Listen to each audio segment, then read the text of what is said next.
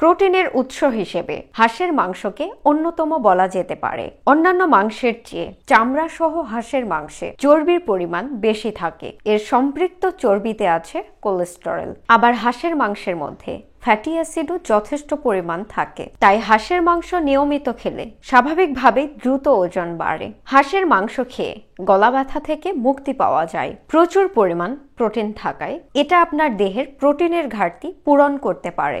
এতে প্রচুর পরিমাণ ভিটামিন বি এবং দরকারি কিছু উপাদান রয়েছে। এই হাঁসের মাংস ডিসপ্লাসিয়ার মতো অনেক রোগের চিকিৎসা করে এবং রক্ত স্বল্পতা, কোষ্ঠকাঠিন্য আর দীর্ঘস্থায়ী লিভারের সমস্যার প্রতিকারে সাহায্য করে। হাঁসের মাংস মানব দেহে ডিউরাইটিক হিসেবে কাজ করে থাকে। এতে আপনার কিডনি ভালো থাকে, শরীর থাকে অনেকটা দূষণমুক্ত। এছাড়াও এটি কাশি, রক্তচাপ এবং অনিদ্রা নিরাময় করে থাকে। সবাই ভালো থাকবেন, সুস্থ থাকবেন।